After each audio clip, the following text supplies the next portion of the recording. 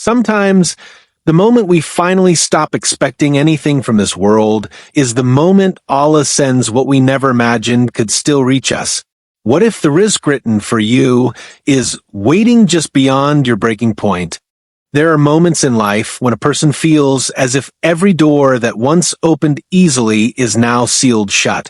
As if the world has quietly turned its back, leaving behind only the echoes of unanswered prayers. This story begins in one such season of quiet despair, a season in which a man named Haris found himself standing at the very edge of surrender. Haris lived in a small, sun-warmed village where the days were long, and people survived on little but gratitude and hope. Yet for months, hope had been slipping from his hands like dry sand. His work had stopped, debts had grown, and the weight on his chest felt heavier each morning. He tried, he searched, he knocked on doors, he pushed through exhaustion, but nothing changed. Every effort ended in disappointment, and every night ended with the same whispered plea, "Ya Allah, until when?" There were days when he could feel the judgment in people's eyes, and nights when he couldn't even bear to look at himself. The man who once gave freely was now struggling to protect his dignity while asking for help. But more painful than hunger, more painful than sleepless nights, was the silent fear that perhaps he was no longer seen, neither by people nor by the world nor by fate. But Allah's gaze never leaves a heart that calls upon him. And although Haris couldn't see it, the rizq written for him was already traveling toward him. Quietly, steadily, wrapped in a plan far greater than his own. Sometimes before Allah opens a door, he first brings a soul to the humility of complete dependence on him. And Haris was about to reach that point. The days that followed were quieter than usual. Haris would wake before sunrise, sit for a moment in the cool stillness of dawn, and let the early light spill into his small room. In that gentle half-light, a mix of silence, hope, and exhaustion, he often found himself lost in thought. There was something about the morning that reminded him that life, despite its hardships, always restarted. And yet, every restart fell harder than the last. Most of the village had grown familiar with his struggle. They spoke softly when he passed, not out of cruelty, but out of the uncomfortable awareness that they had nothing to offer him. Opportunities were rare, sustenance even rarer. The land had been stingy that year, the fields had dried early, and the small jobs that once floated around had become shadows of the past. Even the wealthier families were cautious with their spending. Still, Haris tried to move with dignity. He would walk to the old market road every morning, as he always had, scanning the surroundings for any sign of work. The village was simple. Narrow pathways, cracked mud walls, wooden carts leaning against fences, and a few persistent birds that still sang as if untouched by the world's struggles. Life in such places didn't change much, except in the hearts of those who endured trials. As he walked those familiar streets, Haris often felt a strange ache, not physical, but the kind that sits deep in the chest. The ache of uncertainty. The ache of not knowing how long Allah's test would continue. Sometimes he wondered if his rizq had been delayed, or if he was being prepared for something he could not yet understand. At other times, the thoughts turned darker, whispering doubts no believer likes to admit.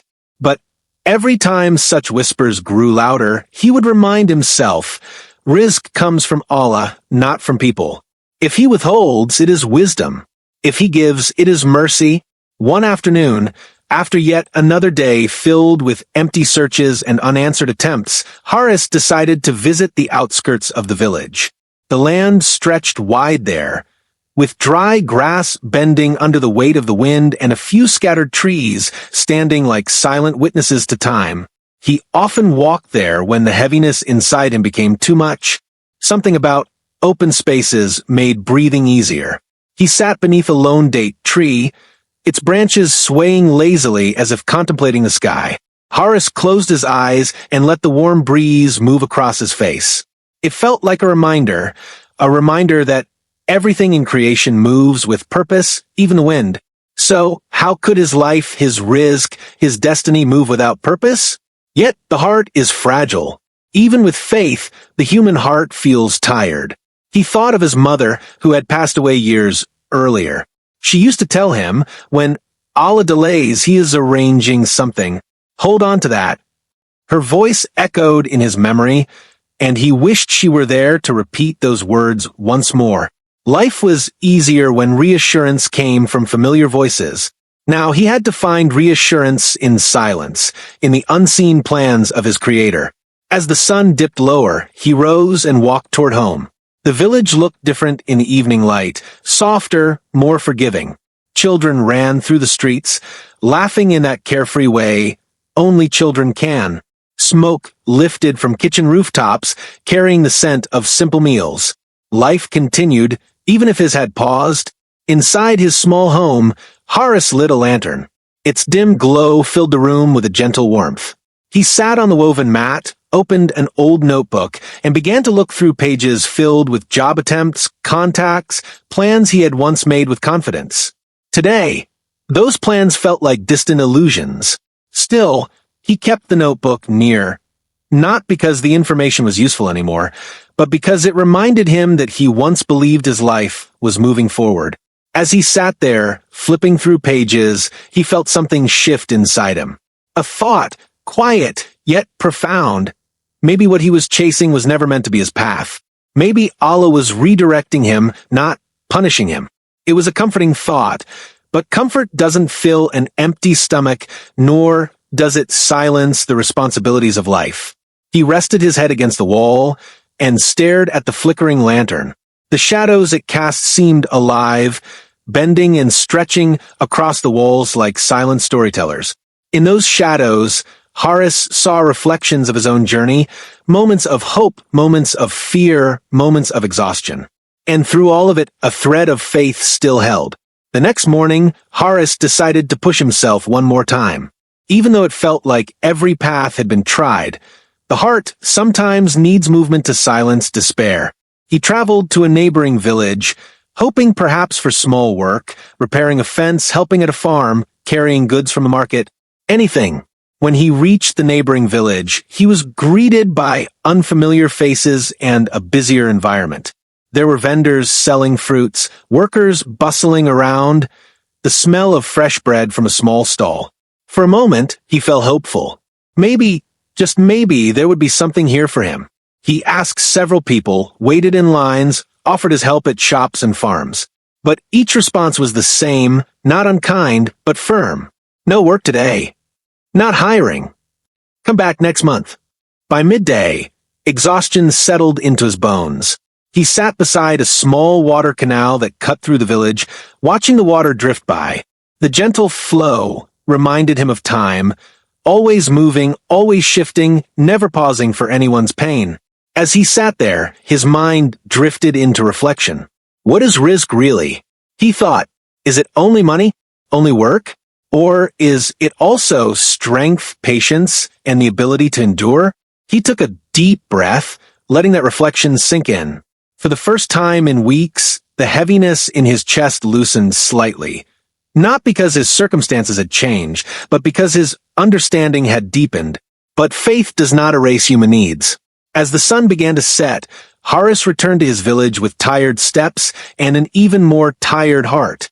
Reality pressed against him again. He still had nothing to offer, nothing to bring home. His savings were gone. The last few coins he had were barely enough to survive another day. That night, as he sat beneath the same lantern glow, he reached a moment he had been avoiding, a quiet surrender. Not the surrender of losing faith, but the surrender of letting go of the illusion that he could control his rizq. There in that stillness he whispered within his heart, Ya Allah, I've tried everything. I place it all in your hands now. It was in that moment, a moment of pure exhaustion mixed with pure trust, that something unseen began to shift in the world around him. For when a servant admits their weakness before Allah, the doors of divine strength quietly begin to open. Horace did not know it yet, but by the next dawn his test would take a turn he never saw coming. A turn that would show him how closely Allah watches, how gently he plans, and how swiftly rizq arrives when the heart has surrendered fully. The rizq written for him had already started its journey, and it was closer than he imagined. The next morning began like any other. A pale, silver light gradually washed over the horizon, spreading across the quiet village as if painting hope onto the sky. Horace woke before the dawn prayer, the familiar heaviness still resting on his shoulders. Yet something inside him felt different, not lighter but calmer. It was the kind of calm that settles over a heart after it has cried all its tears and finally rests its weight in the hands of its creator. He stepped outside, letting the early breeze brush his face. The world was still half asleep. Only a few birds had begun their morning call. Horace took in the stillness, unaware of how close his life was to changing. Sometimes Allah's plans move quietly, invisible to the human eye until the exact moment they unfold. After prayer, he decided to walk toward the outskirts of the village again. The open fields gave him space to think without feeling watched, without feeling like his struggle was on display. The sun was rising slowly, casting soft, golden rays across the land. Every step he took felt steady, not from certainty about the future, but from surrender to Allah's decree. As he reached the edge of the village, he noticed something unusual. A small group of villagers gathered near the old dirt road. Their postures were alert, their attention fixed on something ahead. Horace approached slowly, curiosity pressing against his tired thoughts. When he reached them, he saw what had captured their eyes. A large wooden cart overturned in the middle of the road. Its wheels were half buried in dust, and scattered around it were several sacks, torn open, spilling grains, dates, and wrapped goods onto the ground. The sight was strange, especially since no one recognized the cart or its origin. The villagers whispered among themselves, puzzled. The road was rarely used by travelers, and even then no one passed this early. Horace observed the scene quietly. Something about the overturned cart felt unusual. No owner, no marks, no signs of a journey. Just the cart, the goods, and the silence of dawn holding the moment still. In situations like this, people often hesitate. No one wanted to touch anything, unsure of who it belonged to or why it had been left there. In small villages, caution carried wisdom. But what caught Horace's attention was the condition of the goods. Fresh, valuable, untouched by time. The person who had been transporting them seemed to have disappeared without a trace. Moments passed, and a thought troubled him. Where is the person who owned this? Are they safe? Did something happen to them? Worry flickered in his chest. Struggle sensitizes the heart to the pain of others.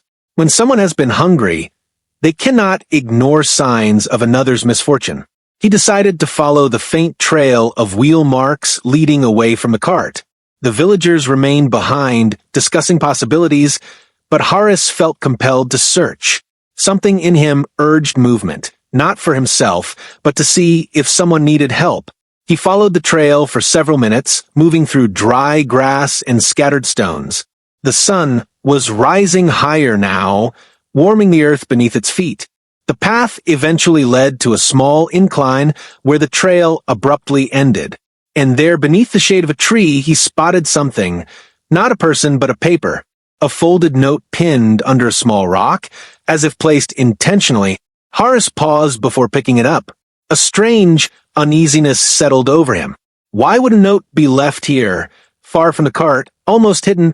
He lifted it gently, unfolded it, and read its contents. What he saw made his breath catch. It was a written instruction, a list of goods meant to be delivered to a distant town, along with the name of the person responsible for transporting them. And beneath the list, a short sentence. If the journey becomes unsafe, leave the cart and return. Horace looked at the note again, his mind racing. The cart had been abandoned intentionally. Something must have happened that made the traveler retreat. Perhaps bandits, perhaps wild animals, perhaps exhaustion. In his haste, the traveler must have left the carts behind, planning to return later. But the note held something else, a marking, an emblem he recognized. It belonged to a small charitable merchant group that passed through regions on rare occasions, leaving goods for struggling villages during difficult seasons. Their visits were unpredictable, sometimes years apart, and most villagers had never met them directly. Horace felt a strange shiver run through him. Was this cart meant for the village? Was this sustenance, this rizq, intentionally left here by someone who could not deliver it? He walked back toward the cart with the note in his hand. The villagers were still gathered, unsure of what to do. When he shared what he had found, a wave of astonishment passed through them. The emblem was recognized by a few elders. The group had been heard of, though rarely seen. Now the confusion grew even deeper. If the goods had been left for them, why had no one come to inform the village directly? Why leave it at the edge of the road? And why now, when the village was facing one of its hardest years?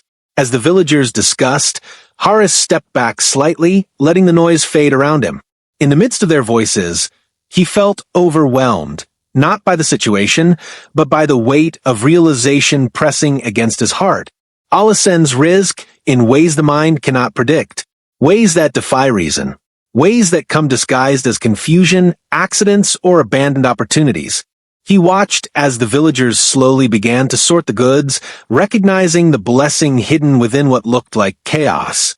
They handled everything with care, ensuring that nothing was wasted. Some of the elders suggested storing the goods in the communal center until they could confirm whether the cart was intentionally left for them. But even as others took charge, something was happening inside Horace. A quiet, trembling shift. Life had pushed him to his knees, stripped him of options, and reduced him to helplessness. And just when he reached the edge of surrender, Allah had placed sustenance within reach of his very hands. Yet something even more remarkable was about to unfold. As the goods were counted and moved, one of the elders called Horace forward. They knew his struggle, everyone did, and their voices softened with a mixture of empathy and responsibility. Without needing to say much, they acknowledged that someone who had been searching relentlessly, someone who had exhausted every effort, someone who had reached the limit of his strength, deserved support from this unexpected bounty. They divided a portion of the goods for him, dates, grains, and some wrapped essentials, enough to carry him through several weeks. Enough to help him rebuild. Enough to restore dignity. Horace stood there, his eyes fixed on the supplies being placed gently into his hands. He felt the tremor in his fingers, not from weakness, but from the overwhelming awareness of Allah's mercy descending upon him in a way he could never have imagined. Not through salary, not through opportunity, not through borrowed help, but through an abandoned cart at sunrise. And in that moment, Horace understood something profound. Rizq comes when hearts surrender, not when minds calculate, not when hands grasp in desperation, but when a soul finally whispers, "Ya Allah, I leave it to you." The timing was perfect, the manner was miraculous in its simplicity, and the lesson was unforgettable. Allah never forgets a servant who puts their trust in him, even when the world does. In the days that followed, the atmosphere of the village changed. The unexpected arrival of the cart had softened hearts, reminded people of gratitude, and breathed a sense of hope back into weary lives.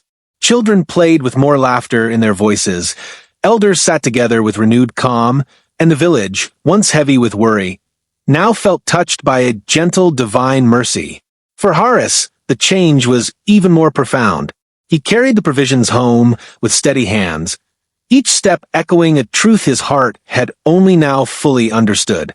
The weight he carried was not just food or supplies, it was relief, dignity, and a quiet reassurance that his Rab had been watching him the entire time. Inside his simple home, he placed everything on the floor and sat beside it for a long moment. The room felt different. The shadows seemed softer, the silence warmer. For weeks, he had felt the walls closing in, but now they held the comfort of answered prayers. He remembered the nights he had spent staring at the lantern light, wondering whether Allah still heard him. He remembered the mornings he walked miles, searching for sustenance that seemed forever out of reach. And he remembered the moment of surrender, the moment he finally said, "Ya Allah, I leave it to you." Now, as he looked at the blessings before him, he realized that surrender had been the door through which his rizq entered. But the provision itself wasn't the deepest blessing, it was the lesson hidden within it. A lesson he felt unfolding inside his heart with every breath. Allah does not rush. Allah does not forget. Allah does not withhold without purpose. And when he gives in a way that restores more than what was lost.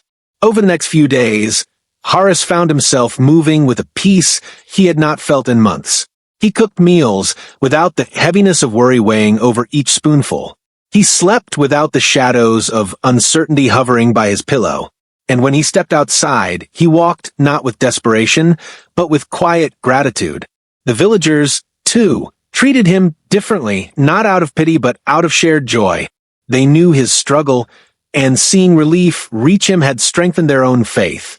His story became a reminder among them that no hardship is hidden from Allah, and no difficulty lasts longer than the time it is written to. One evening, as the sun dipped behind the distant hills and painted the sky in soft shades of orange, Horace stepped outside and watched the horizon glow. The breeze carried the scent of earth after a warm day, and he breathed deeply, feeling the air expand his chest with tranquility. He realized then that this test had changed him. It had taken him through valleys of fear and cliffs of uncertainty, only to bring him back stronger, gentler, and more connected to Allah's wisdom than ever before. This was not just rizq that arrived, it was a heart that was rebuilt. It was a soul that learned to trust again. It was a reminder that even when hope disappears, Allah's mercy does not. And when everything seems lost, His plan is already on the way. Quietly, perfectly at the exact moment when the heart is ready to receive it. Every test in life carries a hidden message, and Horace's journey reminds us of one of the greatest truths in our faith. Rizq is not delayed. It arrives exactly when Allah wills, in the exact form He has written. Sometimes Allah withholds not to harm us, but to bring us closer to Him, to soften our hearts, to purify our intentions, and to remind us who truly provides for us. When a believer reaches the point where effort ends and surrender begins, that is often the moment when Allah's mercy descends in ways the mind could never anticipate. Hardships are not signs of abandonment. They are invitations to trust. Delays are not denials. They are preparations. And when Allah opens a door, He opens it in a way that restores dignity, strengthens faith, and leaves the heart saying, Alhamdulillah for the timing I once questioned. May this story remind us, never lose hope in the one who controls every heart, every moment, and every tomorrow. What is written for you will find you, even in the most unexpected places. Dua. Ya Allah, the most merciful, the provider of all sustenance, strengthen our faith in your decree. Grant us patience in hardship, trust in your timing, and contentment with what you choose for us. Open for us doors we cannot see. Bless us with halal rizq, and fill our hearts with gratitude. Ameen.